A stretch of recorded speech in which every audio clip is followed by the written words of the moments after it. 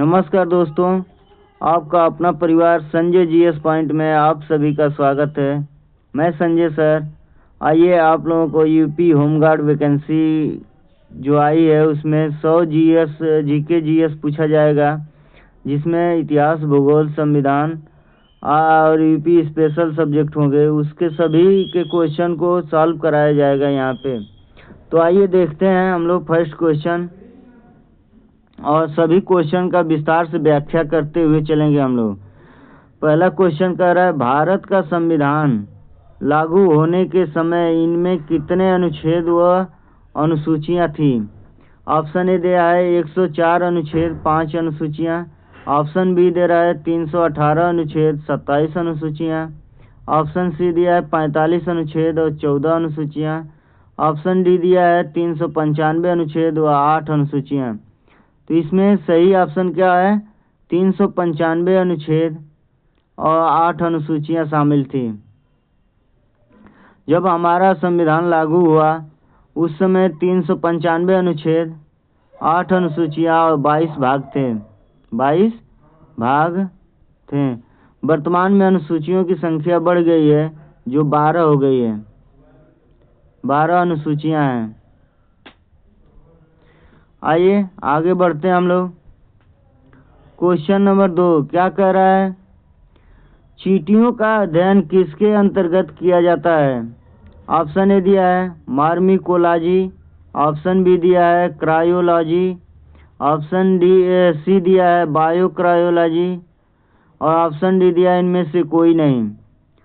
तो चींटियों का जो अध्ययन किया जाता है वो मार्मिकोलॉजी के अंतर्गत किया जाता है। किसके अंतर्गत किया जाता है? तो मार्मिकोलॉजी के अंतर्गत चींटियों का अध्ययन किया जाता है। आइए आगे बढ़ते हैं हम लोग। प्लासी का युद्ध। प्लासी का युद्ध कब हुआ था? 1756 में, 1757 में, 1758 में, 1759 में। आप लोग आंसर करिए, कब हुआ था? 1757 में प्लासी का युद्ध हुआ था। यह किसके किसके बीच लड़ा गया था युद्ध? 1757 का युद्ध बंगाल के नवाब सिराजुद्दौला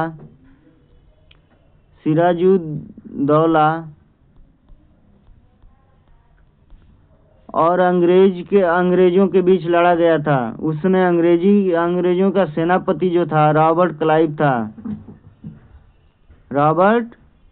क्लाइव था। यह याद करते चलिएगा दोस्तों आप लोग। उस समय प्लासी के युद्ध में किसके किसके बीच प्लासी का युद्ध हुआ था? 1757 में हुआ था। बंगाल के नवाब सिराजुद्दौला और अंग्रेज के सेनापति रॉबर्ट क्लाइव के बीच लड़ा गया था यह। आइए आगे बढ़ते हैं हम लोग। क्वेश्चन 4 कह रहा है, निम्नलिखित में हल्की धातु कौन सी है? सीसा, एल्युमिनियम, निकल, तांबा। तो इसमें सबसे हल्की धातु कौन सी है? एल्युमिनियम है। क्या है? एल्युमिनियम है। इसका प्रयोग कहाँ पे किया जाता है? तो सामान्यतः इसका प्रयोग वायुयान और रॉकेट के उपकरण में किया जाता है। कहाँ किया जाता है? वायुयान और रॉकेट के उपकरण में किया जाता है। यह एक हल्की धातु होती है। यह धातु विद्युत तथा उष्मा के चालक होती है। यह हल्की धातु होती है। इसमें यह वायुयान और रॉकेट के उपकरण में किया जाता है इसका उपयोग। आइए आगे बढ़ते हैं हम लोग। क्वेश्चन नंबर 5 देखते हैं। क्वेश्चन 5 क्या कह रहा है? बाह्य पिंड कहाँ पाया जाता है? बाह्य पिंड कहाँ पाया जाता है? शुक्राणु में, सर्टोलॉजी कोशिका में, मादा कोशिका में या नर कायिक कोशिका में? कहाँ पाया जाता है? यह दोस्तों पाया जाता है मादा कायिक कोशिका में। कहाँ पाया जाता है दोस्तों? मादा कायिक कोशिका में बाह्य पिंड पाया जाता है। आइए आगे बढ़ते हैं हम लोग। एथिकल हैकिंग क्या है? एथिकल हैकिंग क्या है? एक साइबर अपराध है, साइबर सुरक्षा है एक प्रोग्राम है, इनमें से कोई नहीं। तो एथिकल हैकिंग आपका क्या है? साइबर सुरक्षा है। क्या है दोस्तों? साइबर सुरक्षा है। एथिकल हैकिंग एक साइबर सुरक्षा है। आगे बढ़ते हैं हम लोग। बौद्धों का पवित्र ग्रंथ कौन सा है? बताइए, बौद्धों का पवित्र ग्रंथ कौन सा है? उपनिषद, वेद, त्रिपिटक, जातक। तो इसका सही ऑप्शन होगा त्रिपिटक। त्रिपिटक में कौन कौन से आते हैं? तो त्रिपिटक में सूत पिटक, विनय पिटक और अभिधम पिटक। विनय पिटक और अभिधम पिटक। तो यह पवित्र ग्रंथ माने जाते हैं बौद्धों का, सूत पिटक, विनय पिटक और अभिधम पिटक।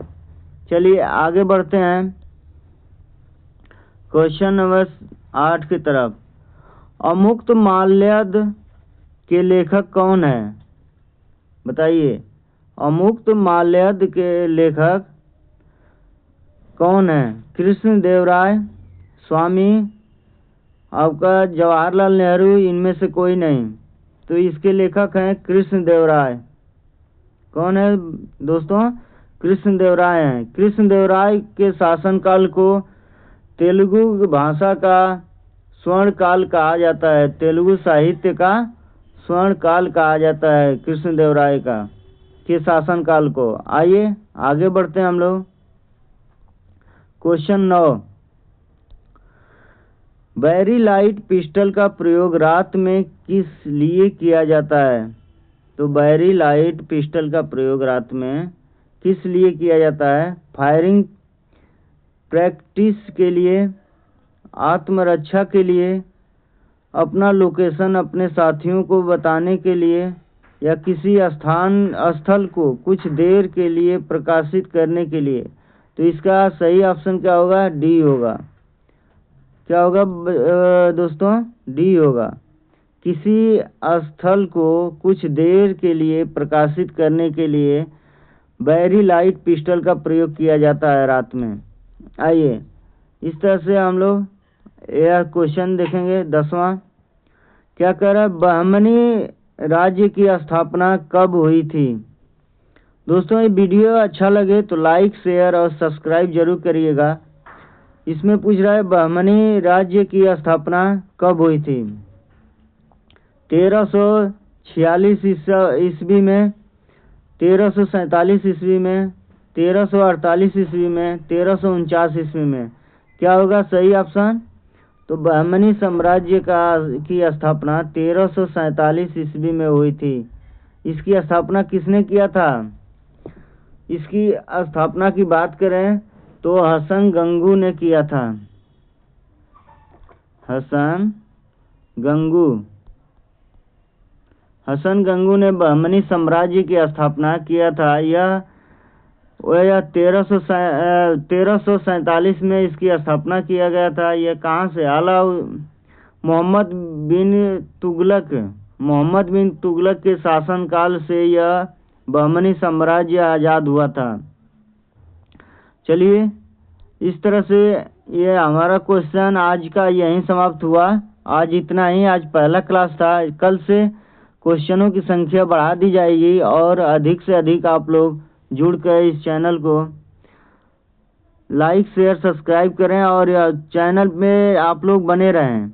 डेली के क्वेश्चन और महत्वपूर्ण क्वेश्चन आप लोगों के समक्ष आएगा और आप लोग इसे प्रैक्टिस करते रहें। वही क्वेश्चन पूछा जाएगा, इसमें बताया जाएगा जो क्वेश्चन प्रीवियस ईयर में आए हुए हैं। प्रीवियस ईयर में सारे क्वेश्चन आए हुए क्वेश्चनों को ही पूछा जाएगा और आप लोगों को बता दिया जाए कि ये YouTube माध्यम से यह मुफ्त क्लास होगा। किसी भी प्रकार का पेड क्लास नहीं चलाया जाएगा। इसमें सभी यूपी स्पेशल, इतिहास, भूगोल, संविधान और अन्य सब्जेक्ट जितने भी पूछे जाएंगे सबका मिक्स क्वेश्चन इसमें लाया जाएगा। मिक्स क्वेश्चन होगा सभी का क्वेश्चन। और यदि वीडियो अच्छा लगे तो बताइएगा। आप लोगों का रिस्पांस रहे तो डिजिटल बोर्ड पर पढ़ाया जाएगा। डिजिटल बोर्ड पे आप लोगों का रिस्पांस अच्छा हो तो डिजिटल बोर्ड पर चला जाएगा। यह फर्स्ट क्लास था, इसलिए अभी 10 क्वेश्चन ही लाया गया था। चलिए, जय हिंद, जय भारत।